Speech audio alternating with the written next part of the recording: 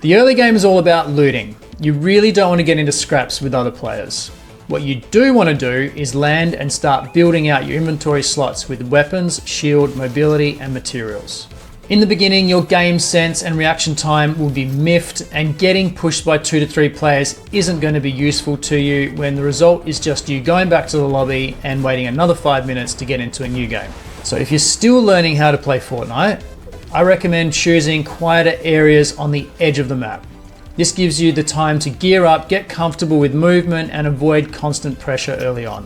One of the most common beginner mistakes is dropping into a big name POI like this season's The Hive, Ranger's Ruin, or Utopia City. These spots are easily identifiable and full of loot, and because of this, they're also hot drops for skilled players.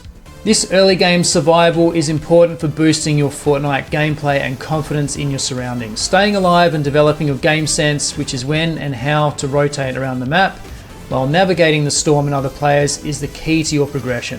As a beginner, I suggest before you jump into a game, head over to Fortnite.gg and take a look at the layout of the map.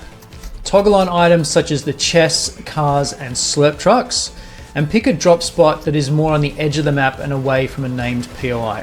I'd suggest getting familiar with 2 to 3 drop spots in different corners of the map so you have options depending on where the battle bus navigates.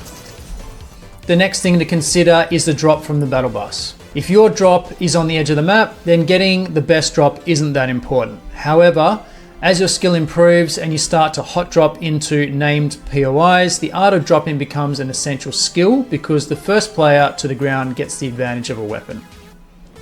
You'll notice 2 movement options when you jump from the bus, the free fall and the gliding.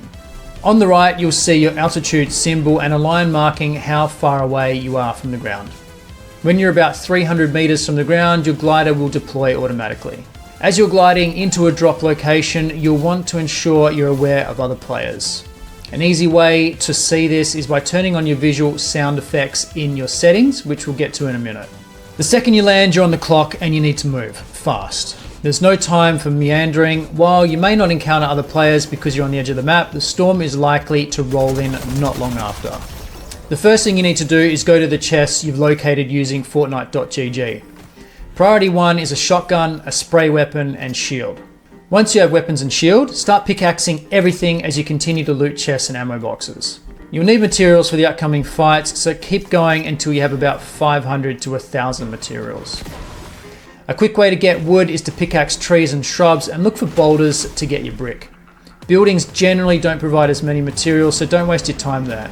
However, buildings and structures are useful to move between while looting, as they can shield you from other players taking shots at you from a distance.